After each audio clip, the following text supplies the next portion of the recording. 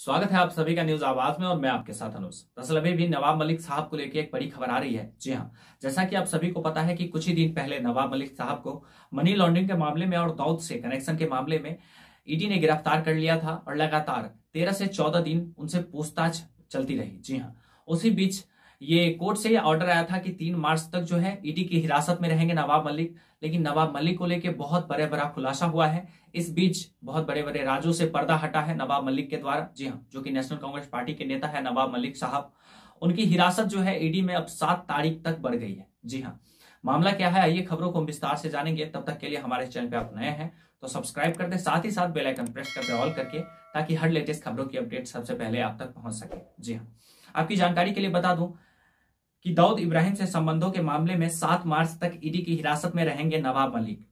सरासर जो 3 मार्च तक इनको कहा गया था, कोर्ट की तरफ से ऑर्डर आई थी ईडी को कि आप इन्हें, नवाब मलिक साहब जो नेशनल कांग्रेस पार्टी के नेता हैं, उनको 3 मार्च तक रख सकते हो और 3 मार्च तक उनसे पूछताछ कर सकते हो। लेकिन अब कोर्ट यही जो है 7 मार्च तक ही कर दे। जी हाँ, उनकी कस्टडी जो है बढ़ा दी गई है कोर्ट की तरफ से। आपकी जानकारी के लिए बता दूं, 7 मार्च तक ईडी की हिरासत में रहेंगे नवाब मलिक। मनी लॉन्ड्रिंग से जुड़े हैं तार, एनसीपी नेता को लेकर कई और खुलासे होंगे। नेशनल कांग्रेस पार्टी के नेता नवाब मलिक साहब जो है, कोर्ट का ऐसा दावा है कि इनको लेके और कई बड़े खुलासे होंगे, जैसे कि इनका लिंक दाऊद से है या फिर इनके खिलाफ जो मनी लॉन्ड्रिंग को लेके मामला दर्ज हुआ है। जी हाँ, इसी सब राज से पर्दा उठेगा और बड़े बड़े बातों का खुलासा किया जाएगा नवाब मलिक साहब, जो कि नेशनल कांग्रेस पार्टी के नेता है, उनके द्वारा। जी हाँ, आगे आपकी जानकारी के लिए बता दूं, देश के सबसे बड़े दुश्मनों में से एक अंडरवर्ल्ड डॉन दाऊद इब्राहिम के साथ कथित संबंधों के मामले में प्रवर्तन निदेशालय द्वारा गिरफ्तार किए गए एनसीपी नेता और महाराष्ट्र के मंत्री नवाब मलिक को मुंबई की स्पेशल कोर्ट ने 7 मार्च 2022 तक के लिए एक बार फिर से ईडी की हिरासत में भेज दिया है। इससे पहले उन्हें 3 मार्च तक के लिए भेजा गया था। जैसा कि मैंने आप सभी को बताया है कि इससे पहले जो है कोर्ट उन्हें 3 मार्च तक जो है ईडी की हिरासत में भेजा गया था पूछताछ के लिए, लेकिन अब जो है कोर्ट उन्हें 7 मार्च तक के लिए ईडी की हिरासत में फिर से भेज दिया गया है। जी हाँ, उन्हें आपकी जानकारी के लिए बता दूं, दरअसल नवाब मलिक अंडरवर्ल्ड डॉन दाऊद इब्राहिम के साथ जमीन सौदे के मामले में ईडी के मनी लॉन्ड्रिंग केस का सामना कर रहे हैं। उन्होंने जांच एजेंसी ने 23 फरवरी 2022 को दाऊद मनी लॉन्ड्रिंग के मामले में 8 घंटे तक पूछताछ करने के बाद गिरफ्तार कर लिया था। जी हाँ, आपकी जानकारी के लिए बता दूं कि 8 मार्च को जो है उनकी गिरफ्तारी हुई थी, जिसके दौरान गिरफ्तारी के दौरान दाऊद से कनेक्शन को लेके, मनी लॉन्ड्रिंग मामले को लेके और दाऊद से जो उन्होंने जमीन खरीदी थी, इस सभी मामले को लेके पूछताछ चलती रही लगातार 8 घंटे तक। और उसके बाद जो नेशनल कांग्रेस पार्टी के नेता है नवाब मलिक साहब, उसके बाद उन्हें गिरफ्तार किया गया ईडी के द्वारा। जी हाँ, हाल ही में महाराष्ट्र के पूर्व सीएम और भाजपा नेता देवेंद्र फडणवीस नवाब मलिक के दाऊद कनेक्शन को दोहराया था। उन्होंने आरोप लगाया था कि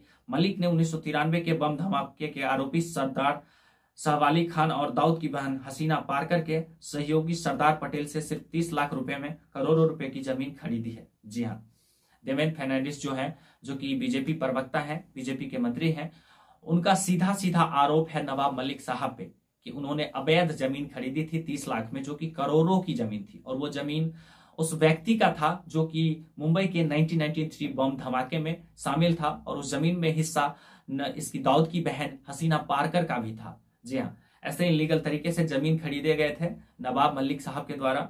आगे फडणवीस ने पिछले साल नवंबर 2021 में नवाब मलिक के अंडरवर्ल्ड कनेक्शन का पर्दाफाश किया था। उन्होंने खुलासा किया था कि नवाब मलिक और उनके परिवार ने अंडरवर्ल्ड से जुड़े लोगों से जमीन के पार्सल खरीदे हैं। बाद में जब प्रवर्तन निदेशालय को जांच के दौरान पता चला कि मामले ने वर्ष 2005 में दाऊद इब्राहिम की बहन हसीना पारकर से 30 लाख रुपए में 3 करोड़ रुपए कीमत की जमीन खरीदी थी। इसके अलावा जानबूझकर यह दिखाया गया था कि जमीन की कीमत केवल 30 लाख रुपए थी। जी हाँ, जो ये कनेक्शन था 2005 में दाऊद इब्राहिम की जो बहन है, उनसे ही नवाब मलिक साहब के द्वारा एक जमीन खरीदी गई थी, जिसमें कि दर्शाया गया था कि ये जमीन सिर्फ 30 लाख की है, लेकिन वो जमीन जो है करोड़ों रुपए की थी। उसमें हसीना पारकर भी इन्वॉल्व थी, दाऊद की जो बहन है वो हसीना पारकर, वो भी इन्वॉल्व थी, और वो जमीन जो है करोड़ों रुपए की थी, लेकिन यहाँ पे सिर्फ 30 लाख रुपए का दर्शाया जा रहा था। जी हाँ, लेकिन जबकि उस वक्त उसकी लगभग करीब 85 लाख रुपए की थी, वही मौजूद समय में उस जमीन की कीमत करीब 300 रुपए है। जी हाँ, 300 करोड़ रुपए है, माफी चाहूंगा। आपकी जानकारी के लिए बता दूं कि जिस समय इस जमीन को बेचा गया था, उस टाइम की लागत जो है जमीन की कम से कम जो है 85 से 90 लाख रुपए उस टाइम कीमत थी, लेकिन इन्होंने सिर्फ 30 लाख रुपए दिखाए। जी हाँ, और आगे आपकी जानकारी के लिए बता दूं, उस टाइम जो है 25 लाख रुपए थी, लेकिन अभी की दौर में उस जमीन की कीमत जो है पूरे 3 करोड़ रुपए हो गए हैं, 300 करोड़ रुपए। जी हाँ, माफी चाहूंगा, 300 करोड़ रुपए की कीमत हो गई है उस जमीन की। और आगे आपकी जानकारी के लिए बता दूं, नवाब मलिक ने कुर्ला की गोवाला कंपाउंड की संपत्ति 85 लाख रुपए में खरीदी थी और फराज मलिक को हसीना पार्कर के ड्राइवर के रूप में काम करने वाले सलीम इसाक पटेल को 55 लाख रुपए नगद देने के लिए कहा था। जी हाँ, उनके जो ड्राइवर हैं सलीम इसाक, हसीना पार्कर के जो ड्राइवर हैं, उनको उन्होंने कहा था, जो कि एनसीपी के नेता है, नेशनल कांग्रेस पार्टी के नेता, उन्होंने रिपोर्ट के मुताबिक उन्होंने कहा था कि 85 लाख रुपए दे दो। जी हाँ, 55 लाख रुपए नगद देने के लिए कहा था। जी हाँ, रिपोर्ट के मुताबिक पार्कर ने पटेल को जमीन का पावर ऑफ अटर्नी दिया था, जिसने फराज मलिक से डील साइन करवा ली थी। और इस जमीन में जब पावर ऑफ अटर्नी दी गई सामने में, और उस पावर ऑफ अटर्नी पे फराज मलिक से साइन भी करवा ली गई थी। जी हाँ, गिरफ्तार किया गया, लेकिन मलिक और उनके बेटे के खिलाफ कोई कार्रवाई नहीं की गई थी। संपत्ति का सौदा 2003 में शुरू हुआ और 2007 तक पूरा हुआ।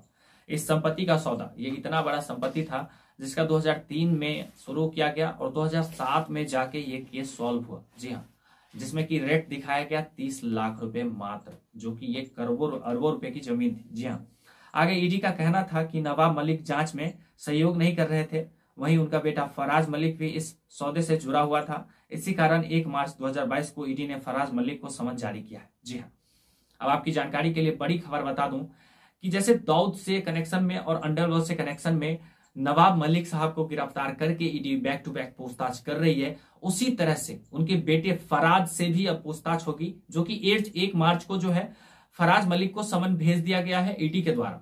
और बहुत ही जल्द नवाब मलिक से पूछताछ होगी और हो सकता है कि बहुत से ऐसे राज से पर्दा उठे जिससे कि हम अनजान हैं। जी हाँ, जैसा कि आपने देखा, जिस टाइम नवाब मलिक साहब की गिरफ्तारी हुई थी उस टाइम छोटी मोटी बातें बाहर आ रही थी, लेकिन जब नवाब मलिक साहब की गिरफ्तारी हो जाती है उसके बाद ये बड़ा बड़ा राज खुल के सामने आता है कि अंडरवर्ल्ड से जो लोग कनेक्शन में हैं, जो जुड़े हुए हैं, दाऊद इब्राहिम की बहन और जो दाऊद से जुड़े हुए हैं, इलीगल तरीके से आज रह रहे हैं मुंबई में, इंडिया में, उन लोगों से इन्होंने जमीन खरीदी थी और वो जमीन करोड़ों रुपए की थी।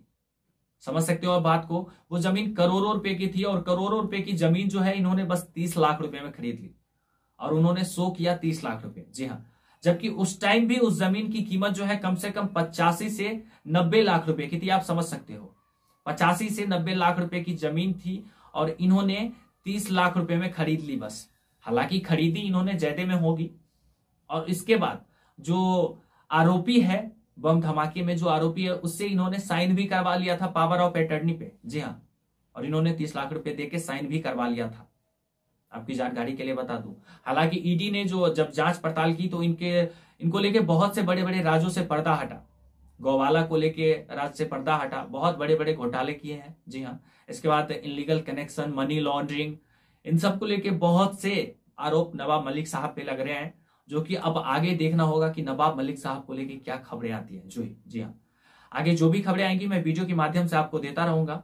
तब तक के लिए अगर आपने सब्सक्राइब नहीं किया तो सब्सक्राइब करना मत भूलें न्यूज आवाज को, और साथ ही साथ बेल आइकन प्रेस कर दें ताकि हर लेटेस्ट खबरों की अपडेट सबसे पहले आप तक पहुंच सके। मैं अनुज फिर मिलता हूं ऐसी किसी अपडेट को लेकर आप सभी के बीच। तब तक के लिए जय हिंद, जय भारत।